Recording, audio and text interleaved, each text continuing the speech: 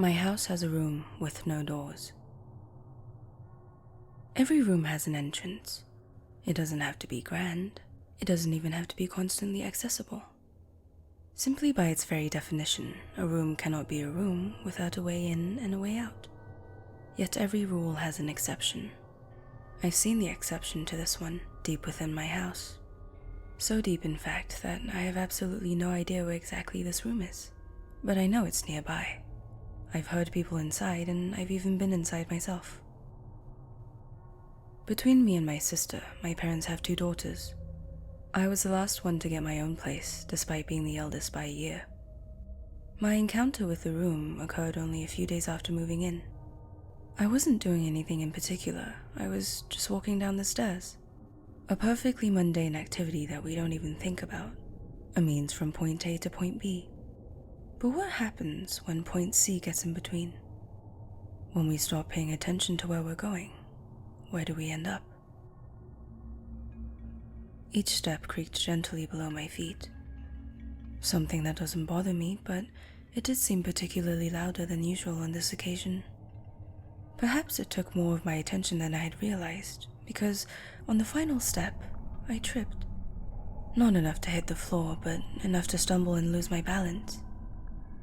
As I caught myself from my momentary fall, the house saw my temporary lack of concentration. The room changed. Walls of an off-white color surrounded me, with most of the paint cracking and flaking away with age. The floorboards were visible and rough. Even through my socks, I could feel the points of wood painfully pressing against my skin. The air felt thick to breathe. A musty, dusty smell filled my lungs. The room was bright, although missing any specific light source. It simply seemed to emanate from a thick, twisted wooden pillar in the center of the room. In one corner, an old mattress had claimed enough dust to be unsleepable. Even if clean, it didn't appear very comfortable. Needless to say, I was more than confused. My mind instinctively wanted to retrace my steps, despite the fact that I couldn't have possibly gotten lost. This was my home, with one staircase. I turned around to go back. It took this long for me to catch on to the fact that the stairs were no longer there. In their place, nothing. Less than nothing, even. There was no evidence of any way in or out at all. No windows, no stairs, certainly no doors. My claustrophobia began to set in. My mind had stopped searching for an explanation and was now only set on finding a way out. An impossible feat caused by an equally improbable room. I felt my heart rate rise and I dropped to the floor. Time felt like it was moving slowly. Every corner of my thoughts focused only on the walls around me. They may not have been closing in, but my fears were. As my knees hit the floor, they felt soft. They had landed on a gentle, almost woolly material. As my vision focused, and my racing mind calmed down, I realized I was in my hallway. Sunlight beamed in through the window, reminding me that I was free to leave at any time. I immediately went on a walk. I needed to feel the outside air. I didn't tell anyone about this at the time. In all honesty, I let it sink into the back of my mind. After a few days, I no longer thought of it. I hadn't forgotten. How could I ever forget something like that? I simply pushed it away. That was until my sister found the room. Just 5 days after my encounter, she dropped by to visit and see the house for the first time. I told her I'd give her a tour. The house seemed to take that liberty for me. I specifically remember being in my bedroom, upstairs, cleaning some things away. She always had the cleaner bedroom as a kid, and part of me just wanted her to notice that I was more mature now that I lived alone. I wasn't being loud. I would have heard the door if someone had knocked. I'm sure of it. But I never heard a knock. I heard her scream. It didn't echo through the house. It seemed to crawl up through the walls as a muffled noise. All around, her scream, even as I ran downstairs. "Help!" I heard her cry. "Where are you?" She sounded terrified. Where are you? I yelled back, repeating her question. I realized now that this wasn't helpful, and I never even answered her, but in the panic of the moment, I just wanted to find her. Somehow, even on the ground floor, her voice seemed just as distant as her head upstairs. I opened the front door and stepped into the garden. Only then did the sound seem to change. It was clearly coming from within the house. I turned back round, yet as I entered the hallway, I bumped into my sister. We grabbed each other. Where the fuck was I? The question alone caused my mind to think back to my experience. I pulled away from her hug, now feeling equally as shaky. A room with no doors? Her silence spoke for her. She had seen it too. She began to explain.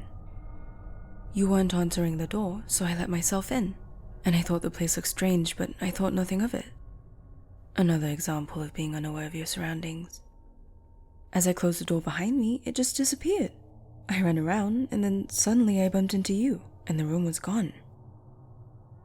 We sat down and I told her about my experience. We told our parents. I felt more confident in telling people now that I wasn't alone on the matter, but obviously, they just saw it as some weird ghost story. Spooky. Seriously, that was the first thing our dad said. The traumatic events were, simply by the nature of their absurdity, nothing more than a tale. His tune changed when he came to visit just a few days later. It didn't happen immediately, but it didn't take long. He had been sitting on the sofa with Mum for about half an hour. Where's the toilet? Upstairs, first door you see. It'll be open. I felt slightly guilty. Deep down, I think I knew he would find the room. When he came back with a pale expression, I had my answer. My mom looked rightfully concerned. You look like you've seen a ghost. Are you okay, dear? She spoke gently as she stood up to walk over to him. He's seen the room, I explained for him. Mum's puzzled face showed that she wasn't exactly sure what I meant, so Dad finished the explanation. The one with no doors. Mum, of course, experienced it too by the end of the visit. On their way out of the front door, Dad was holding her hand one moment, yet the next, she was gone. Like the rest of the cases, she returned a few moments later, albeit shaken up. Everyone who visits gets to see the room. There are no exceptions.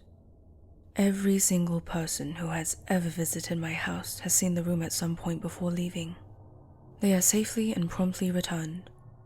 What's stranger still is that it never occurs more than once. A single visit is all that anyone ever seems to be permitted. Family members, friends, mechanics, delivery drivers that step just one step too far. If you step foot through that front door, you will be seeing the room. This has been true for 3 years, as long as I've lived here. It became almost charming. Last night I met a guy while out with my friends. He was nice, almost had a familiar sense to him. After chatting for a while, I told him about the room. Oh yeah, very funny. His skepticism was showing. I'm serious. Ask any of my friends here. They've all seen it. He didn't ask any of them. Perhaps he thought he'd just sound as insane as I did. You're just trying to get me back to your place. I smiled at this thought and played into it. Well, why don't you find out? He came back to mine. He seemed to pause when he saw the house, looking pale already. I had never had someone look so frightened of the room before even seeing it. I told him that there was nothing to be afraid of, and after a moment, he apologized while following me inside. Once inside, his composure became calmer. He immediately told me he was going to use the bathroom. Without even asking where it was, he simply assumed it was upstairs and headed for it. Odd, I thought, but my mind was more focused on the upcoming witnessing of the room. I was excited to prove his doubts wrong. Strangely enough, he came back without having seen it. It takes time for some people. Let me show you around. The more you move around, the faster it'll happen. I gave him a tour of the house. When we reached the final door upstairs, my bedroom, He smiled at me. Maybe it'll happen if we go in there. I smiled back, knowing his confidence would be humbled once he saw the doorless room. As I turned my back to him and opened my bedroom door, I felt his presence vanish. Turning around confirmed my suspicion. He was gone. Oh my God! The sound of his voice crawling up the walls. Where am I? I told you. Believe me now? Well, yeah. How long does this last? A minute, at most, I spoke while laughing. Yet every rule has an exception. A few minutes in, I started to get worried. After an hour, he begged me to help him. It's now been a whole night. His voice has stopped. The room had always returned people. Always. Why was this man the exception? I wanted to have helped him, but I'm not even sure where I would have started. Calling the police seemed out of the question. How would I even explain that the house had kidnapped somebody? I spoke to him all night, trying to help him find a way out, but we both knew he wasn't getting out until the house allowed it. Towards the end, he gave up. He started talking about how regretful he was. At the time, I thought he meant for visiting the house, but thinking back, I believe he meant something else. He kept talking about doing the wrong thing at the wrong time. The final words I heard him say before I stopped understanding him entirely were the most telling. She's going to keep me here. Is he talking about me? Or does he know something I don't? Researching my address further yielded an interesting development. He had been the previous owner of this house.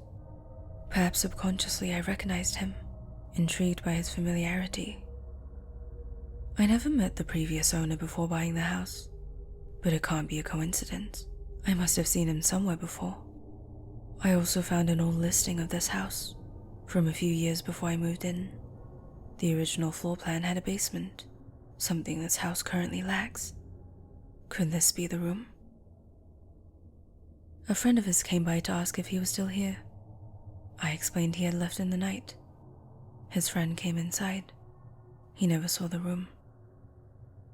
The room with no doors has found its prisoner. It no longer takes visitors captive.